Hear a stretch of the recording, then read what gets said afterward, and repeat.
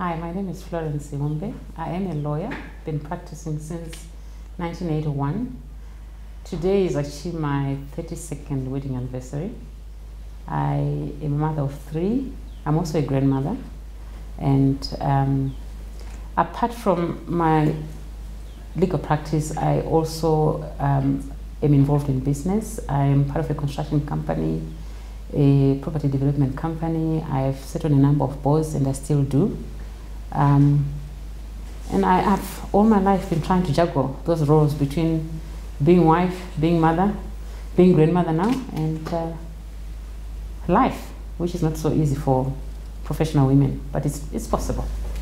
One key thing that I would say has worked for me in terms of balancing my professional life and being a wife is you honestly cannot take your professional life into your home, because your husband doesn't look for a lawyer. He wants a wife. And my children don't want a lawyer either. They want a mother. So my home environment and my work environment are entirely different. At the same time, my view is if I'm sitting in a boardroom, I'm not married to the chairman and I'm not married to any board member there. So I'm there as an equal and I'm able to contribute equally as an equal member in that capacity. When I started practicing, it was a very tough thing. I think maybe we'll cover those in other subjects, but the fact of the matter is women have been cheated into taking on work plus a professional life, because it's a double job at the end of the day. But the fact of the matter is no judge will say to you, it's okay for you not to file your papers because your daughter was crying last night. But you just have to do and make sure those roles work. In the end, what I did is, obviously you start your life as a wife. And I also think it's very important for your partner to know that your own thought process is not that you create or maintain an importance in your marriage which says, I am a lawyer and I'll be treated as a lawyer. I think you seek respect.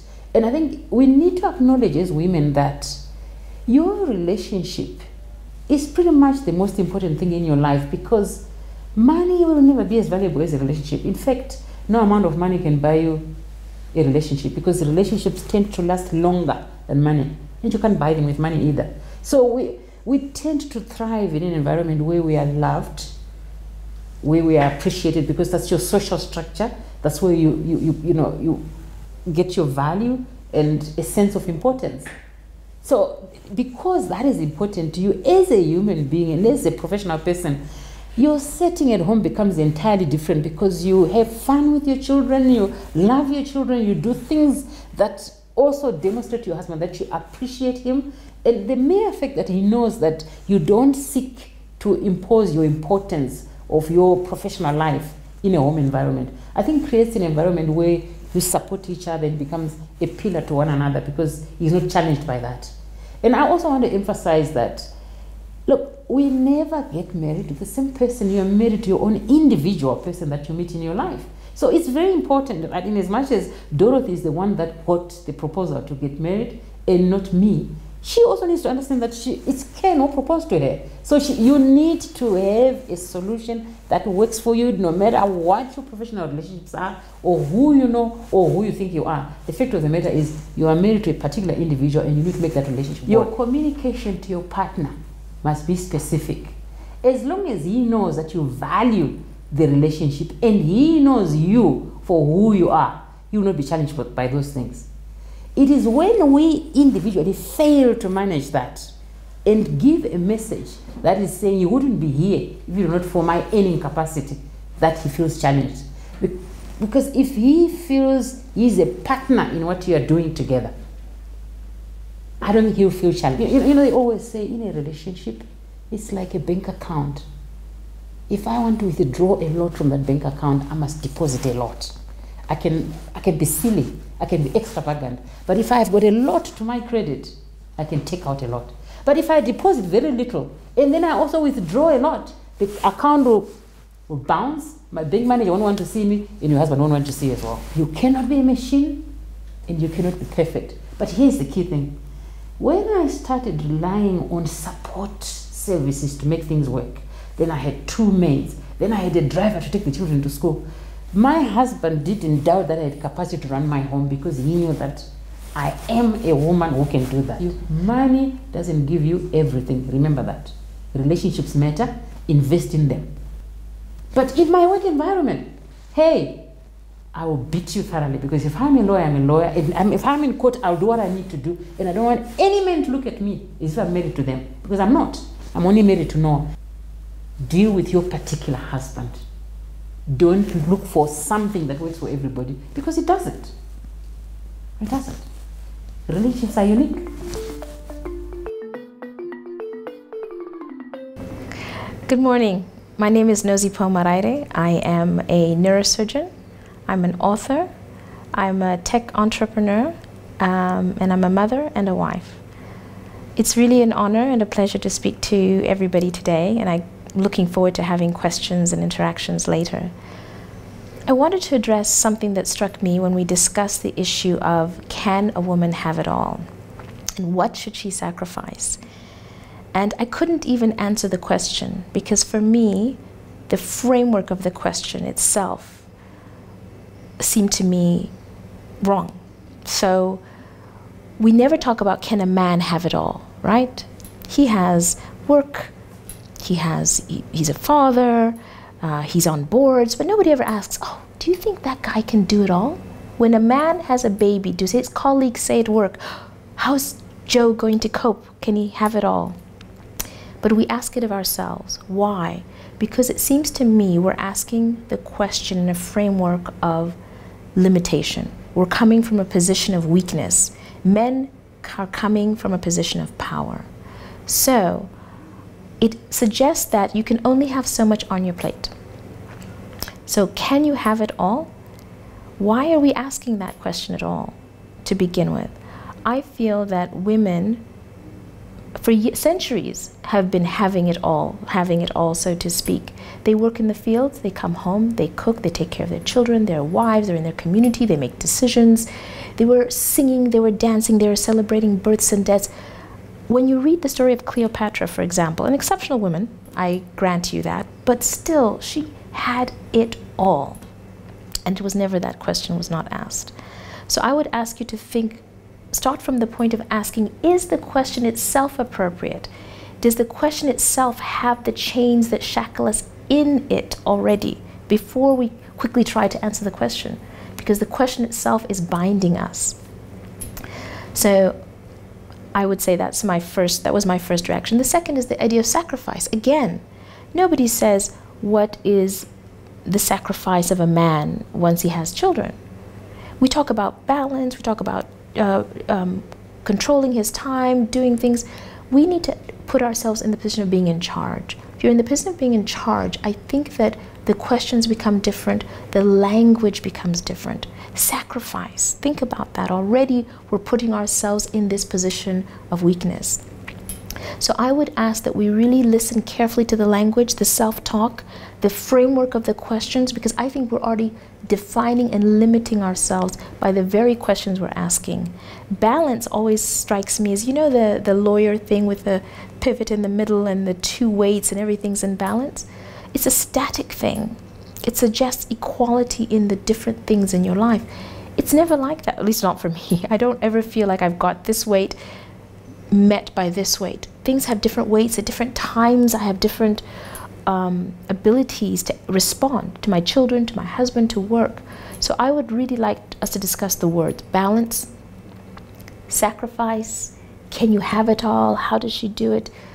I think it's more society's messages to us, and we need to ask, what are the messages we have for ourselves? We need to start our own language, a new language, a language that's coming from abundance, a language that speaks to our giving, to our doing, to our being in control. And in that way, I don't think words like sacrifice would be so prominent. And I don't have those words, but I think today is a great day to begin to think about those words. I'll just leave you with a story about when my husband and I got married. We had to go to marriage counseling, and we drove a long way in the night. It was all very last minute, and we were coming home, and we had to have the counselors in America. Anyways, long story. But anyway, so we went to this pre-Cana pre-Catholic wedding counseling, and we got there, and I'll never forget this couple because they said something that has stayed with me ever since. Not only in my married life do I use it, but in my life in general. They said a marriage should never be 50-50. And we always think of 50-50. And if you think of 50-50, they said, it opens you up to thinking, well, I've done 70 and he's only done 30. I'm doing 100, he's doing 10, or 90 and 10, whatever your math says, it doesn't matter. The point is, when you divide it up like that, you begin to think about little increments here and there. They said, you must do 100, 100. So that you're always giving your best to the marriage.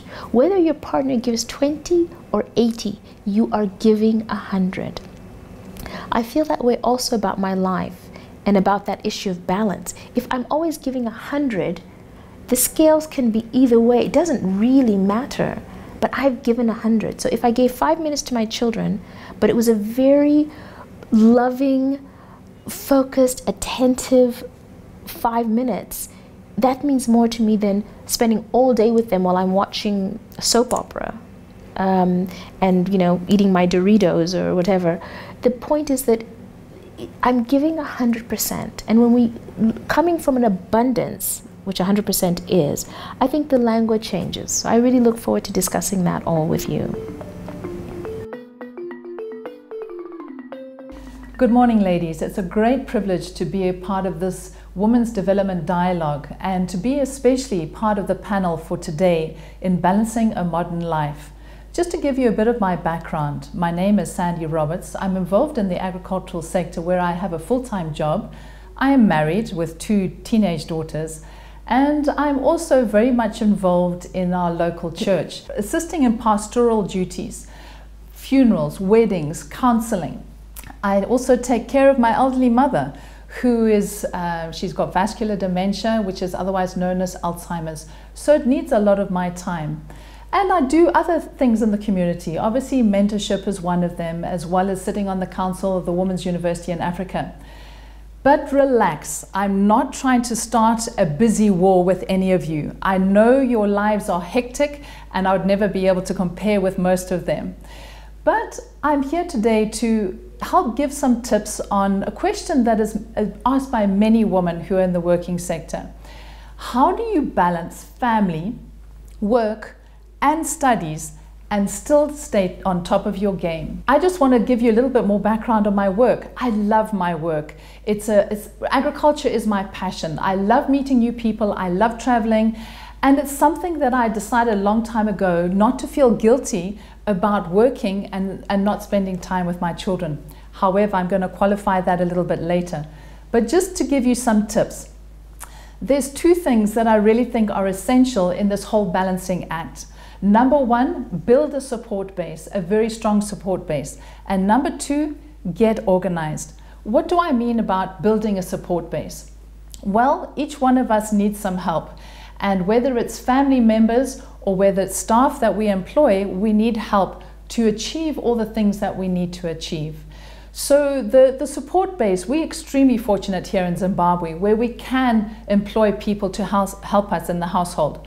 But what does that mean? It means managing the staff that you have, empowering them so that they actually can meet the needs of the family as a whole.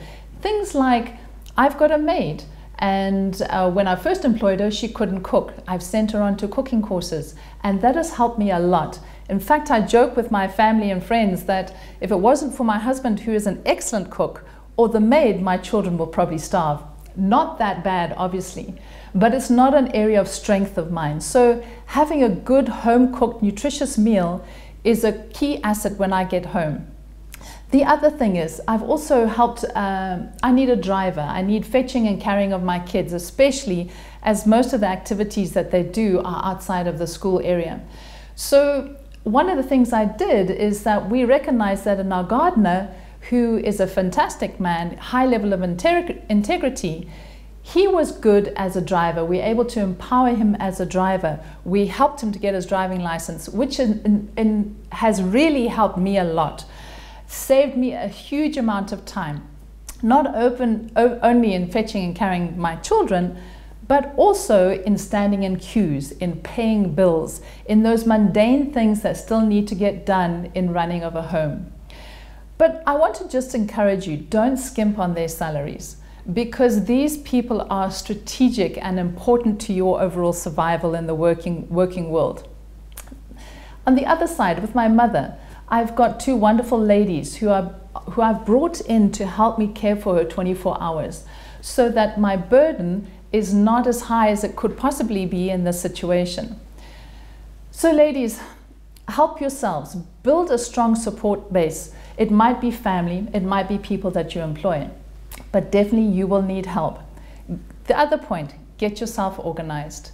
In many of the things that we do, we sometimes are not organized enough, and we find that we are running around like chickens with their heads cut off. And this doesn't help us. A key point in this is we need to have groceries in the house, monthly shopping. I have decided that I refuse to go to the shops every single day of the week just because I've forgotten to buy something. So what I have done is I've got organized and I go shopping on a monthly basis. It's a big shop and I probably come away with 2 trolleys loads. But there's things that you can buy. Bread you can put in the deep freeze so that you don't run out. The things that I know that I'm going to use, like the laundry, the washing powder, like Handy Andy, it's all those sort of things. You know that you're going to use a certain number in a month. So buy them in advance, buy them up front and get it sorted. And then I do a very small shop once a week. And that is in the things like the eggs, the perishables, like the fruit and the vegetables. There's a 3-fold positive effect on your family. Number 1, you're guaranteed of having food right through to the end of the month when you do the shop up front. Number 2, it saves yourself time and it's far less stressful. So get yourself organized. That's just a simple example. So carrying on with the balancing act, studies. You throw studies into the game now with your work and your family. That is always a challenge. And I would encourage those of you who haven't got children yet to try and get the bulk of your studies completed before you actually have kids. In my situation, I was married 4 years before I had my first daughter. I happened to be 30 at the time. I know in Zimbabwe that is a cultural challenge. And I know that many people who get married, there's a high level of expectation to have children within the first year. Negotiate, see if it's possible. I know that's not possible for all of you, but negotiate and see if you can get your studying done ahead of time. Another quick tip, you need to have everyone on board if you are studying. You need to get agreement within the family. And if that means that you're married, your husband is the primary person you have to get agreement with. If you're not married, it's your family, your mother, your sister, whoever's going to help carry the burden of the day-to-day running of the home. I would also recommend that you ladies who are looking at studying, don't be afraid to delay your studying time. Just to give you some feedback, I have done my master's degree, and in the last 20 years of working with several different companies, in the last job that I was in, it was the first time that it actually counted for anything. So make sure the degree that you are doing is going to have tangible results, and at the end of the day you are going to gain a lot more from it. So it's key as well, if you have family, if you've got kids, that you actually spend quality time with them. Make some time aside, whether it's time around the family table at dinner time. If your studies are during the week at night, then find some other time during the weekend to have quality time with them. It's important through your semester breaks that you also have quality time with them. Make an effort. It does take more time and effort. And if it means that you've got to turn the TV off to have the quality time, then I would recommend that you do it. So ladies, it's not an easy question. It's something that every single one of us working mums has had to wrestle with over the years. And I don't think there's any easy answer. It's not the same for everyone and every situation that is faced and the relationships that our people are in. So remember, get organized and create and build your support base. Thank you. The brand name is Grace Dreamboat Chirenje, and I founded and I'm working with Zimbabwe Young Women's Network for Peace Building. I have 2 children, a girl age 3 and a boy age 6 years old, which basically means I have 2 toddlers. But why am I telling you this? I just want to contextualize the discussion and help you understand where I'm coming from. So In 2008, when I founded Zimbabwe Young Women's Network for Peace Building, I had a 4-month-old baby. I just left my job. I had been recently married, and there was so much going on. And I found myself in a position where I had to decide what was important to me. Did I have to sacrifice something? Maybe. Did I have to prioritize? Definitely.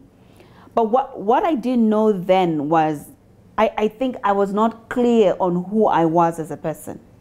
So we fast forward a couple of years later, and this is 2014. When I look back, I realized that what has made it more comfortable to prioritize and sacrifice is because I now know myself better. I know what I like, I know what I love. I've been through a year of life coaching with Alicia, a life coach based in Joburg. And what this has taught me is that I am my own person. I am living my own experience. I'm living my own journey. And this helps in grounding me, in making sure that I'm a centered person. So when I have to make a decision, I have to make sure the choice that I make is very clear and I'm comfortable and at peace with the choice. This then means that I decide what balance means for me. Because I think as women, the challenge is that issues around balance are thrown at us and we need to decide on behalf of other people. And besides that, we have all these voices in our heads telling us, you're not the perfect mother, you're not doing the right thing. Not that you have to be perfect, but you're not doing the right thing. So unless you understand who you are, what you like, and what makes you tick, it's going to be a problem when you make a choice and someone else thinks, oh my God, you shouldn't have picked your child first. Maybe you should have gone to the doctor instead because you're not well. Unless we understand that as women, I think we continue to perpetuate violence against ourselves. And in the process, we fail to have healthy, balanced relationships. But something else that I didn't share with you earlier on is that I'm a passionate student of leadership, and especially women's leadership. And the whole issue around balance, the truth is, you can never have a perfect balance in life. Your best is different depending on whether you're sick, whether you're upset, whether you're having a good day. It really is different. So what we need to understand is that some sort of balance is important in life. You need to at least take care of your physical state, your emotional state, your psychological state, your spiritual state. Because once we begin to do that, to unpack that for ourselves, to find meaning, then we're able to seek the necessary balance, the one that works for me, the one that works for you. Let me give you an example. Recently, my daughter fell sick, and I go to the gym at 5:30 in the morning. So she wakes up, she's throwing up. She looks sick. So I assessed it quickly, and I thought, I don't think she'll die in the next hour, an hour and a half. So I skipped to the gym. And then whilst I was there, because it's a women's only gym, we're sharing about children. And I shared my story. It turns out there was this bug, and most of the mothers were sharing the same story. Then when I got back, I felt good because I love exercise. I love taking care of my body. I felt good. But I was feeling good enough to care for my child. So we need to experience the balance. But also, very importantly, what we need to learn, I suppose, is that we need to understand that life is about choices, which I guess is the issue around prioritizing and sacrificing.